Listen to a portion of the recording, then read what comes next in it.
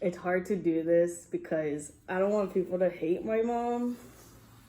And like people who know my mom, they know her as a giving and loving person. And and my dad is a quiet guy, so you don't really know what he thinks. But oh, nobody knows this true story of my coming out story, so it's kind of scary to let people know. But I feel like it's a part of me that people don't know, and it's traumatizing. So my coming out is not exactly, it wasn't something I planned. I didn't want to come out. I was forced to come out by an ex-girlfriend. I guess you could say she was my first love. Um, I was 15 and I was living in Pennsylvania at the time, going to high school, and I was kind of sneaky because I knew that my parents wouldn't accept their daughter being gay. So it was in springtime, and I was planning my sweet 16, and she wanted to go, and she's never been to New York. She was from Virginia, and she wanted to go and be known as my girlfriend and whatnot. And I fought her a few weeks. I was like, I don't want to do that. My coming out shouldn't be forced. And I told my mom knew I was hanging out with her just as a friend. Like I had a lot of friends, female friends. Didn't have a lot of guy friends. So she ended up coming with me because she said I could bring my friend over. And I was like, okay. So we go to New York City, where I'm from. We still had our apartment there. So we stayed there, and we we were setting up the party and whatever, and I haven't told her, and she kept, my ex-girlfriend kept pushing me. You need to tell them, and I'm like, okay. So she's with my dad setting up the party, and my little brother are setting up the party, and it's the day before my actual birthday party. And so we're going on this bridge on 155th, if you know Washington Heights, the bridge on 155th. And I tell her, Mom, I have something to tell you, and I'm scared to tell you. And we're in a car, okay? So, and my mom is an aggressive driver, so I was so scared. And she goes, what? And I said, think I'm gay. And she goes, and it's quiet. And I'm like, she said, what? I said, I'm gay. And she goes, and goes quiet. And she says, you don't know what you're talking about. And I said, I don't want to fight about it. And like, I started crying, and I was scared. So I started crying. And at first she was like, it's okay. It's all right. We'll talk about this later. Don't worry. And she, we went to help set up or whatever. And from what I guess I blocked out this memory because I don't remember what happened. I think she told my dad, and my dad was like, don't be around your mom right now. Go stay with your cousin, and your friend, you need to hide her because she's not happy. Your mother's not happy. So so we did the party and whatnot, and we go back home to Pennsylvania.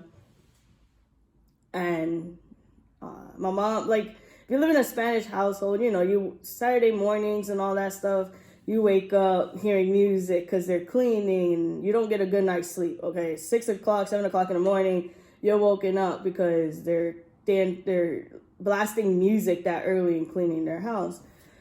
My mom usually does that, but that morning she woke me up by hitting me. And like I could in my sleep I could hear them arguing, and oh man, I could hear them arguing, and then I felt something hit me, and I just I jumped out of bed, and I was like, what was that for? Whatever, right? And she she started to like she was abusing me. So Shay, just stuck on the table. She was abusing me, and she told me I couldn't see. She forced me to break up with my girlfriend and told me I couldn't see her anymore, and that no daughter of hers was going to be gay. And mind you, my father kept pushing her away. Like my dad kept pulling her back, leave her alone, and she wouldn't leave me alone. And like she's very aggressive and stubborn, and yeah, so she's just a very Latino woman, and she abused me, and like my ex-girlfriend made me some ceramic thing, and my mom threw that at my head, and it didn't give me a concussion, which shocked me, but it did bounce off and hit the wall, made a hole in the wall. She threatened me with objects and threatened to make me, she just threatened me. And like I don't want people to hate her, because she passed away in 2018, and I love her to death and I miss her, and that's just in the past, and she did come around. But from being 16 years old to being, I think, almost 20, let's see, yeah, I think almost 20, those were like the hardest years, because after I got beat up for coming out, she tried to give me away to my aunts. We went back to New York. She told me to pack my stuff. When we were in Pennsylvania, she told me to pack my stuff. I'm moving to New York, and she's not having a gay daughter in her house. And my dad, he did try to fight it, but my mom had the pants in the freaking household, even though he's the man and was working. So we go to New York. She tries to give me up to my aunts and told them that she can't have a gay daughter. She just can't do it. She can't fathom the fact that's happening, that I don't know what I'm talking about. I don't know what I want. And she didn't believe it, because she says that my ex-girlfriend made me gay. And I told her I've known since I was like 13. I knew that I was gay because I've had a lot of female crushes. And like I've had some boy crushes, but I've had boyfriends. But, I never came to anything. With girls, it always came with something. So I had more feelings for girls, and I just had to hide that because I knew she would not be okay with that. She would try to get me with boy friends and whatever, but no, it wasn't there. So she tried to give me up. My aunt, I stayed with my aunt that night when we came over, and my aunt told me, because my aunt was a cop, an NYPD officer, and she told me, you need to keep low, and just don't do nothing. You're gonna be 18 in a few years. Wait until you're 18. You're gonna be an adult. You'll go to college. Do what you want to do when you're in college. But while you're in high school, just keep it low, make your mom happy, and that's it. And I was like, I'll try, because I had friends, and, I've had, multiple girlfriends. I've had girls talking to me. So I'm like, it's an experience. Like, you can't tell me I can't be a teenager. So, I tried to take her advice, right? So I go back, the next day we go back to Pennsylvania, because I guess my aunts talked her down and told her, just your daughter, you love her. So this is just a piece of history.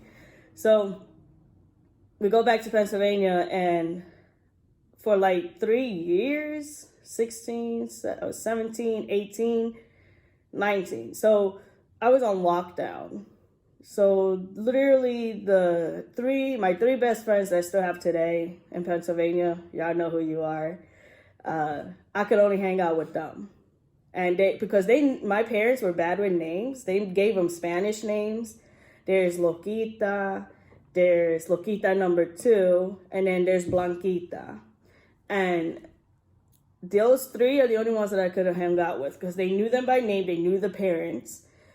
My mom wouldn't believe me sometimes, and I said, let me go hang out with them. And she would make my dad go visit with me to meet the parents, to make sure I was going there. If I had to ask permission for anything anywhere, I couldn't drive.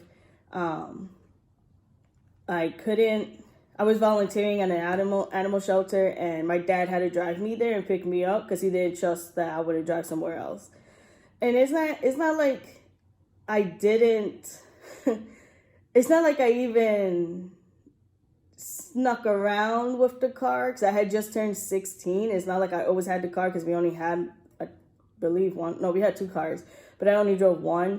And it was barely like I told them where I'm going in case there was an accident. So it was just that they didn't trust me that I would act out because of me coming out. So then, so they locked me down. And so at 18, I go to New York. I go back to their apartment. I'm going to college.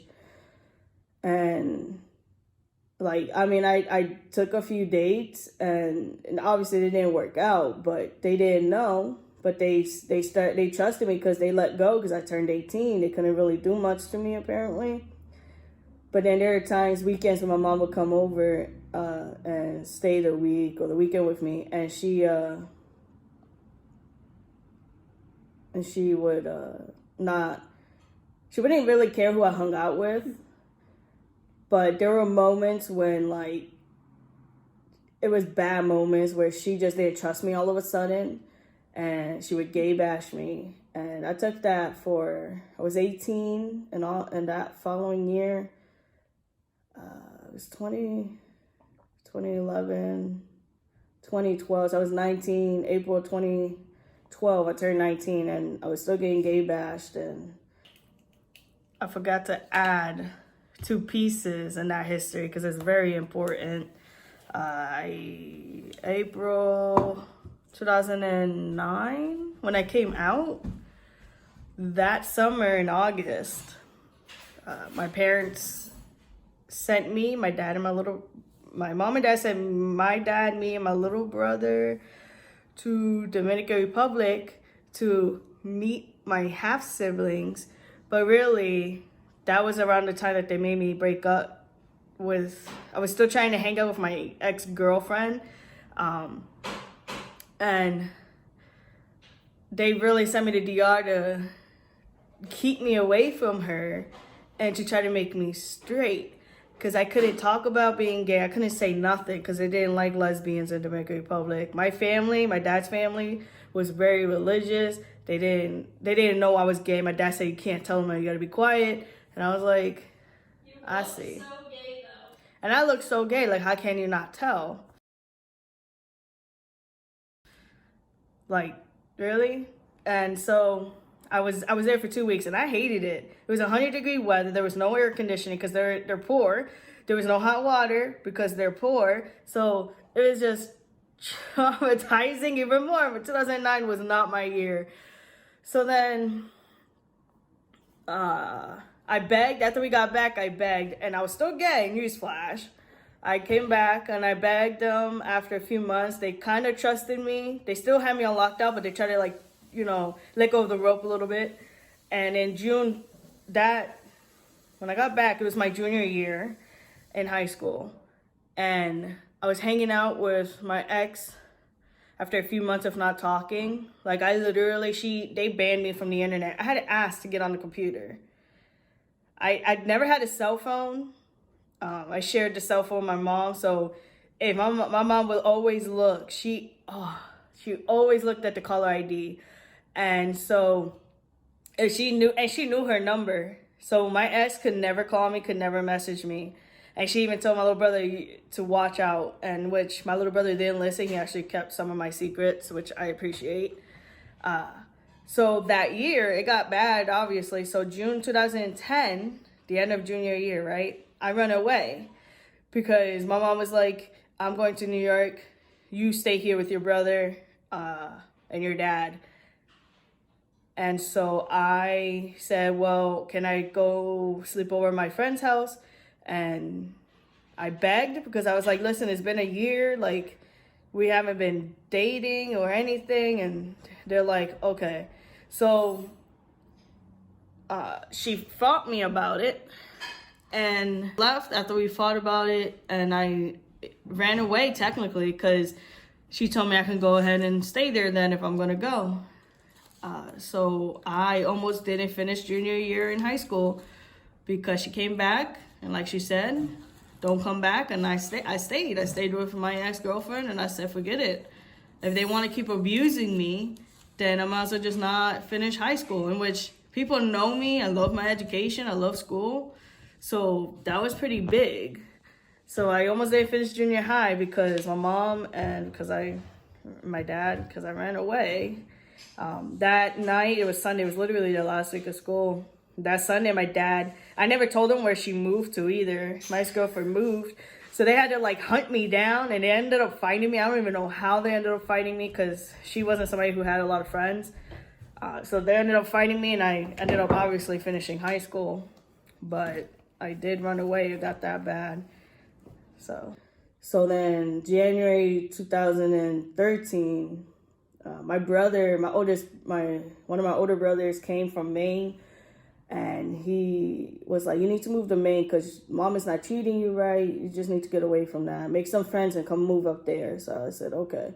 So I was like, all right, well, I went on like a social media website and I made a profile. It was like a dating friend. Don't get too into that website.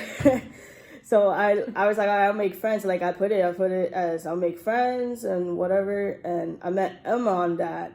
And then I went back to Pennsylvania to visit my parents. And, you know, I was in college vacation and all that. So eventually I moved to I moved to Maine. And just for the summer, I was working there because my parents couldn't afford to. I couldn't get a job in New York. I don't know why. I had a resume and I was applying, but I couldn't get a job. So I got a job easier in Maine, and I moved to Maine. And that's when I was staying with Emma and her family. And then you lied and said that I was just your friend you met at work. Yeah, I lied to my parents because I still had to lie. I was 19, right? 20. Mm-hmm. Yeah. No, you still lied. You were 19 at that time. No, not in that summer. That summer, 2013. Oh, yeah, you turned 20. I turned 20, and I still had to lie to my parents. So I told them that she was just a friend. It was just a friend I made, and I'm still seeing my older brother, which I was. I wasn't lying that one. Where did you say you were living? They knew I was back and forth with you and my brother. So then I come back home at the end of the summer. I had to go back to college and finish. I was junior year, I believe. And my mom gay bashed me, and that was the last straw. I just, gay bashing, some people don't even know. Like, she literally verbally abused me and sometimes physically attacked me. So that was my last straw. And I said, forget it. I'll finish school in Maine. And the thing is that I had changed my major to video production because I was starting to do videos with people in New York City and here. And so I just changed majors that time. So I came here, got a job, stayed with her and her family, started going back to school, and I, things worked out. I got 2 degrees out of it. So then I told them, I said, I'm moving to Maine, and that's it. I got my friend up there, I got my brother. So then... I didn't know you were dating me at that time.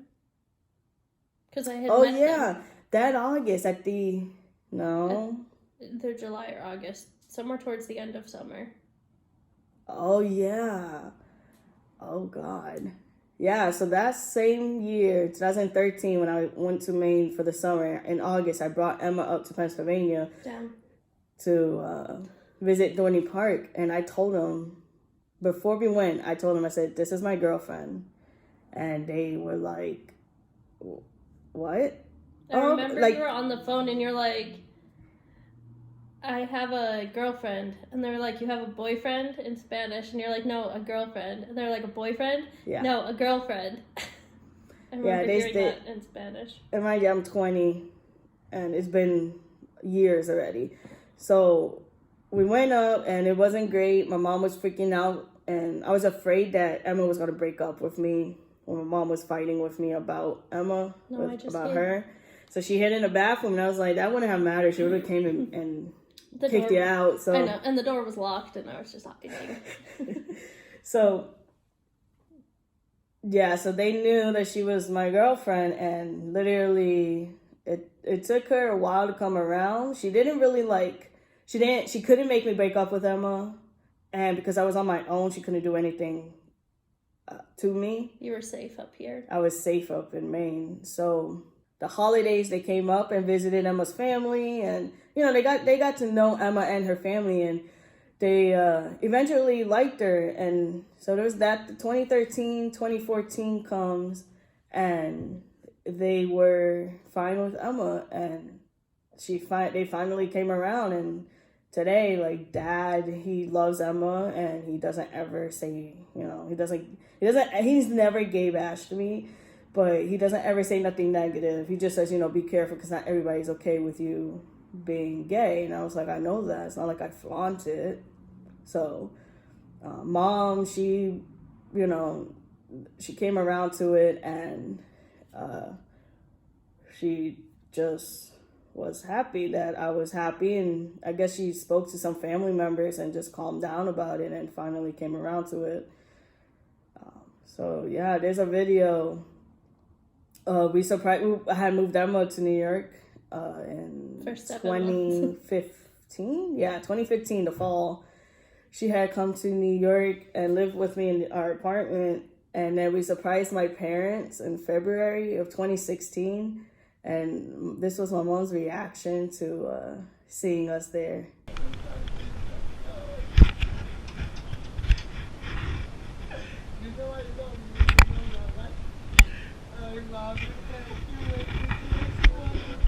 She came around, and she never really gay bashed me after that until she died. Like, she just was, everything was normal. After that first time, she was always happy to see me too. Yeah. And she was fine.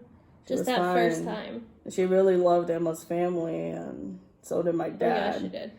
My mom loved her mom and dad, and so... Grandma. And grandma. Yeah. Brother. Oh, my mom loved Emma's brother. He didn't. I love her. So yeah, my coming out story is very traumatic. I didn't want to get into too much detail, but I got abused heavily. I was on lockdown for 4 years, and even being an adult. So I had to move, and people always ask me, why did you move to Maine? And well, now you know, I had to, or I would not have survived in her house. I would not be who I am today, and I would not be where I am today with my job and, getting my own place and all that, and getting married to Emma, and now, we're going to start a family, which sucks that she won't be here to see the baby, but maybe, So yeah, thank you for watching my coming out story, and remember, it's always a good day to be gay.